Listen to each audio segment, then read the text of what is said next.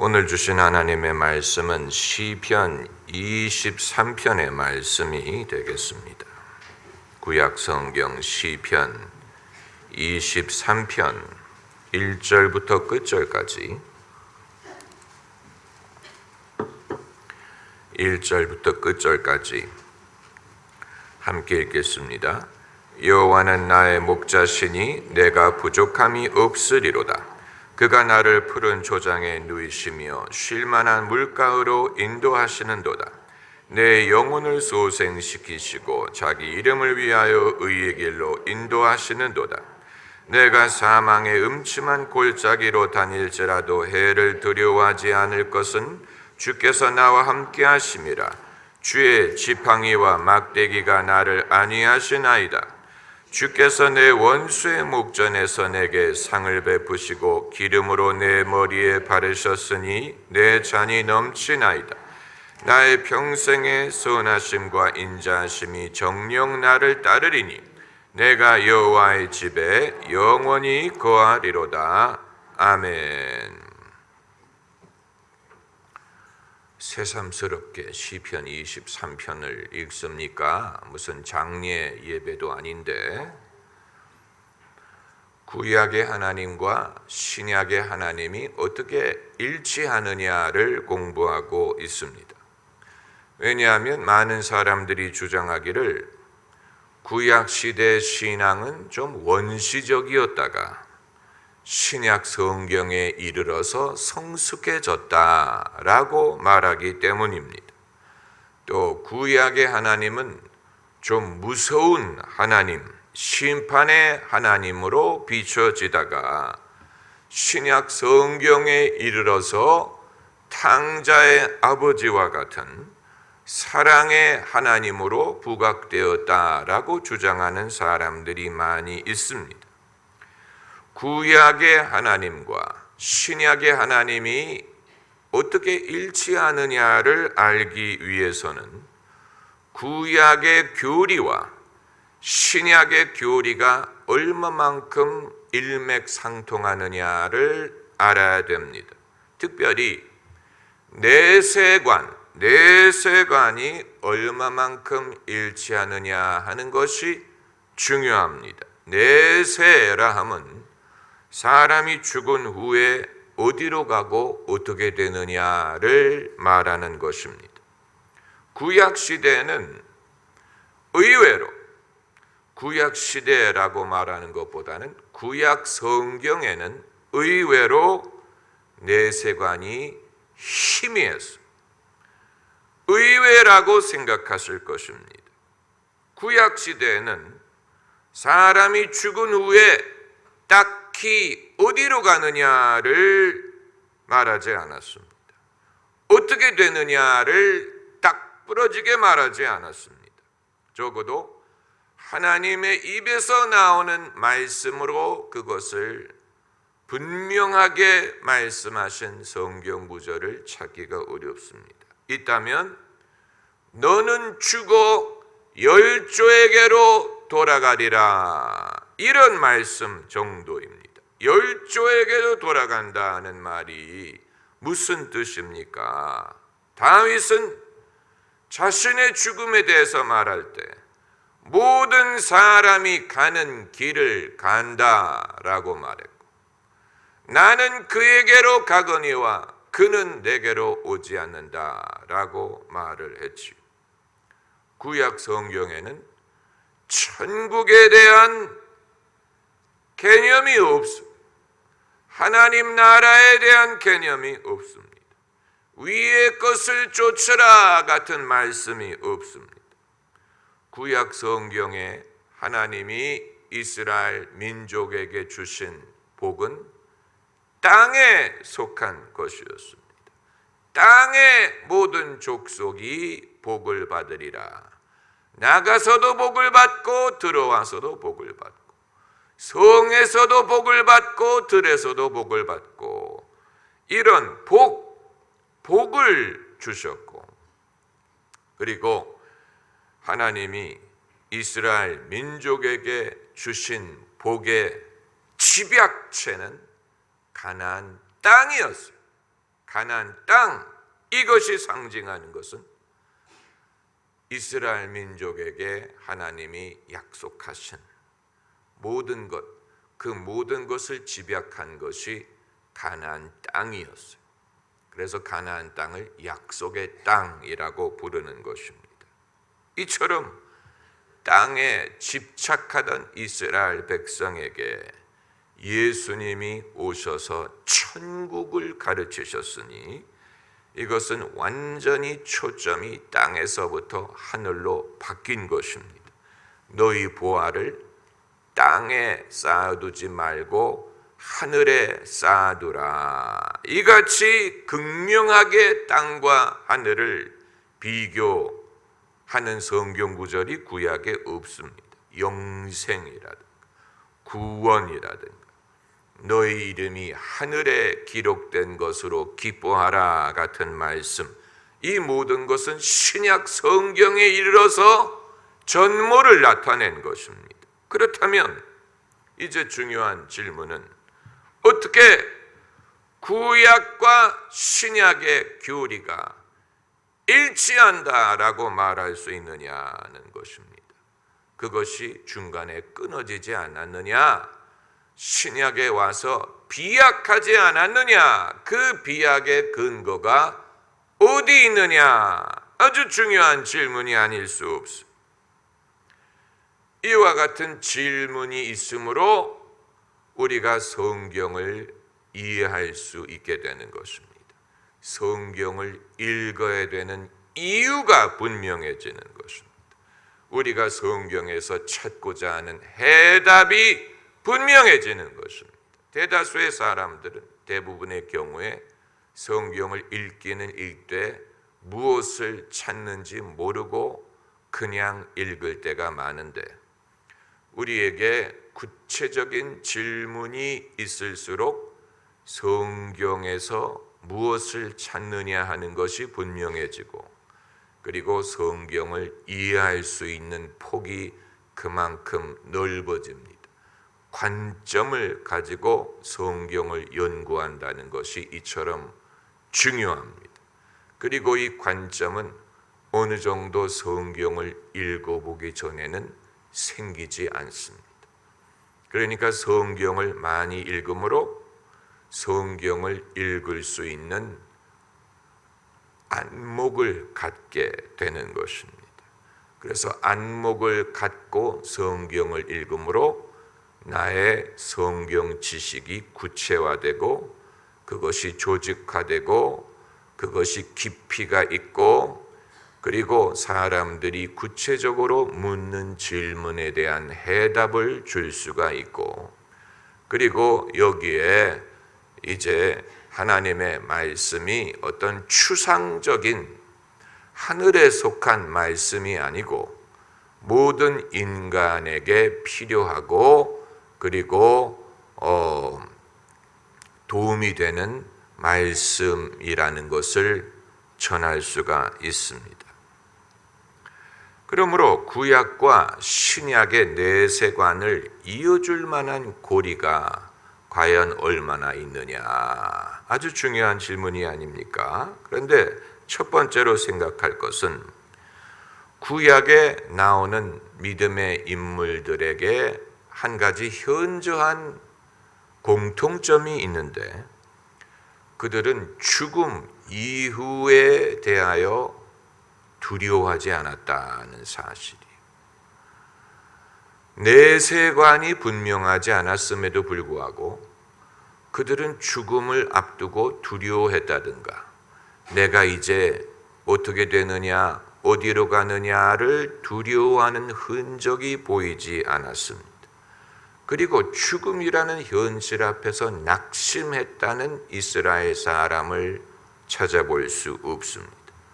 모세가 자신의 죽음에 대해서 말하기를 내가 죽어 열조에게로 돌아간다 라고 담담하게 말했고, 아브라함, 야곱, 요셉 모두가 자신의 죽음 앞에서 당당했습니다. 낙심했다든가 무슨 헛살았다든가 나는 어디로 갈지 모르고 두렵다라든가 이런 말을 한 사람을 한 명도 찾아볼 수가 없어요. 어느 누구도 죽으면 그게 끝이야 라고 낙심했다는 사람을 찾아볼 수 없습니다. 그리고 두 번째로 구약 성경에는 죽음을 건너뛴 인물이 있습니다. 처음 인물은 에녹이지만 에녹에 대한 성경 구절은 짧기 때문에 다룰 수가 없고, 또 죽음을 건너뛴 다른 사람이 누굽니까? 엘리야 선지자죠. 엘리야 선지자가 죽음을 건너뛰고 하늘로 올라갔어요. 그건 대단한 사실이에요. 그들이 인간이 하늘에 올라갈 수 있다는 것을 알지 않았다면 이것을 이해하지 못했을 것입니다. 엘리야 선지자가 하늘로 올라간 것에 대해서 성경이 뭐라고 말하는지를 알 필요가 있습니다. 열왕기하 2장 1절을 찾아보시면 열왕기하 2장 1절, 열왕기하는 열왕기상 다음에 있습니다.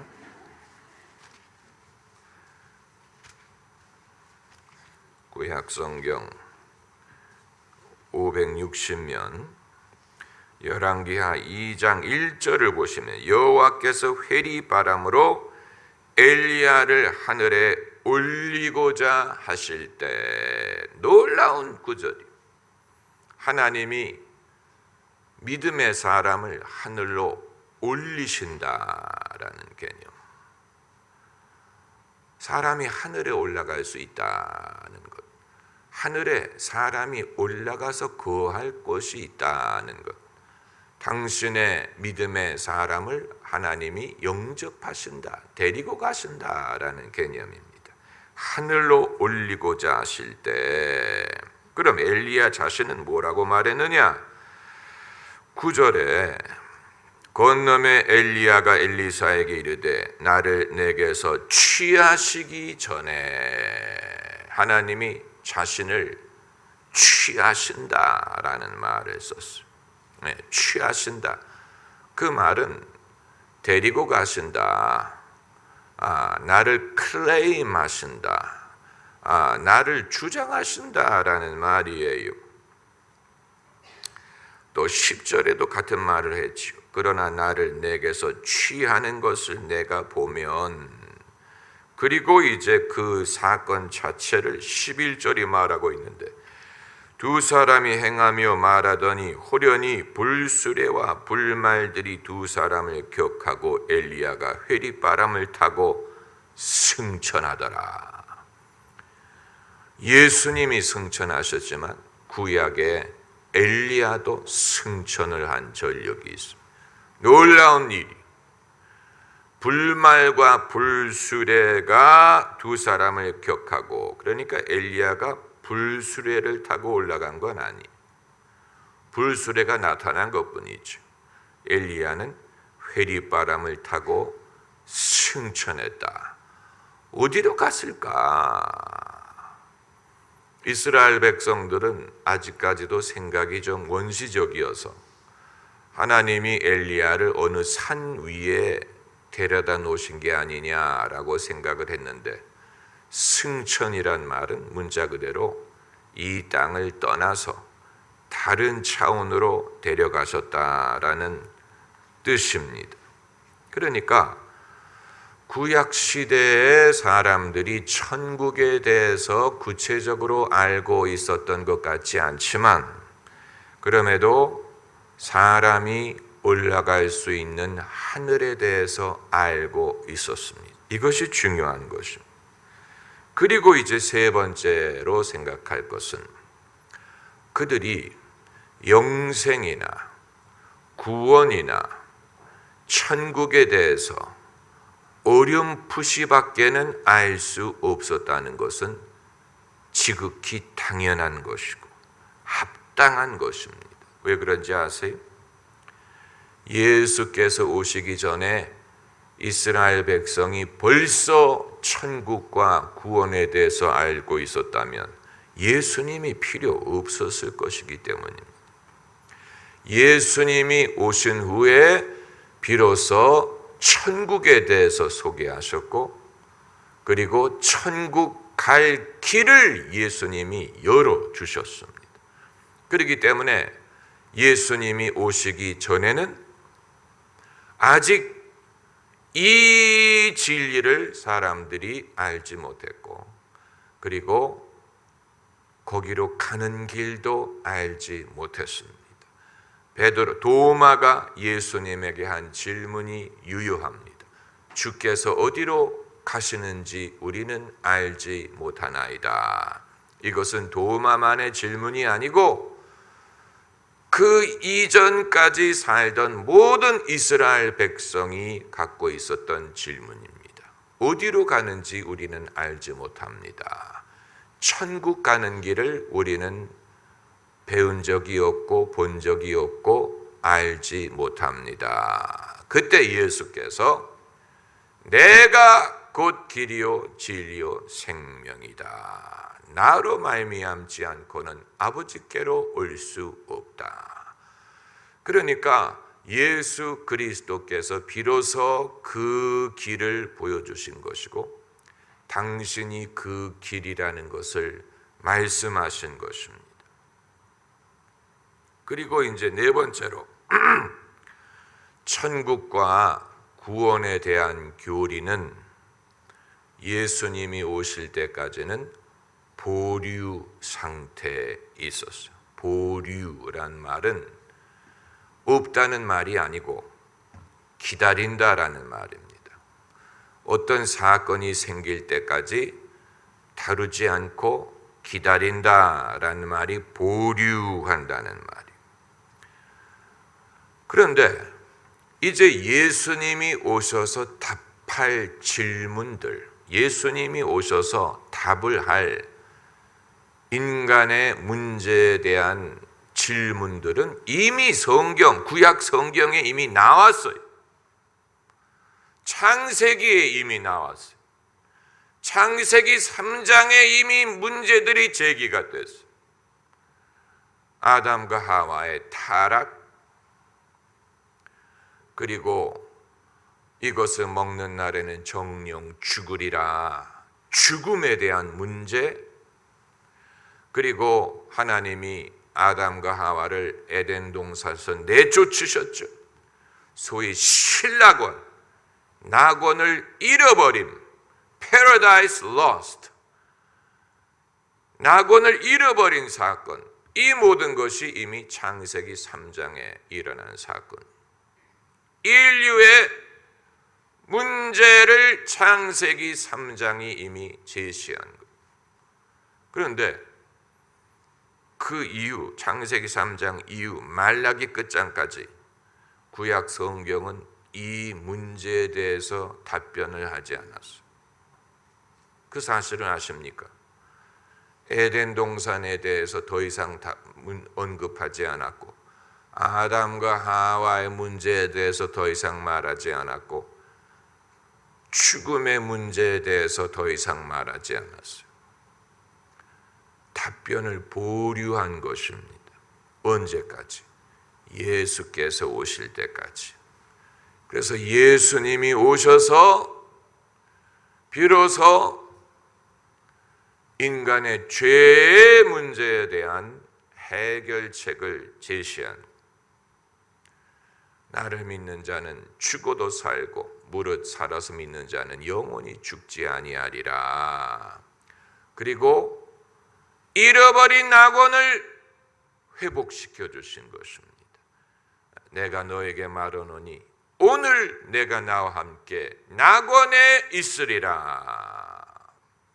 그러니까 창세기 3장에 잃어버린 낙원이 구약 성경 끝날 때까지 더 이상 언급이 없다가 예수님이 오신 후에 회복이 된 것입니다. 낙원, 영생, 천국, 구원에 대한 모든 교리는 예수님이 오실 때까지 보류되었습니다. 보류되었습니다. 그렇기 때문에 구약 성경에 여기에 대한 구체적인 가르침이 등장하지 않는 것입니다.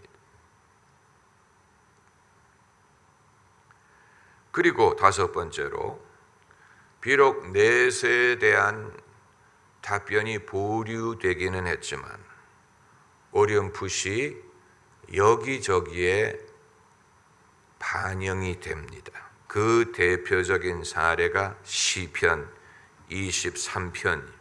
오늘 우리가 시편 23편을 읽는 이유가 바로 여기에 있습니다. 시편 23편, 얼마나 아름다운 시. 그런데 6절에 나의 평생에 선하심과 인자심이 정녕 나를 따르리니 내가 여호와의 집에 영원히 거하리로다. 여호와의 집이란 말이 있고 내가 여호와의 집에 거하리로다 라는 문구에 어떤 말이 들어가 있습니까?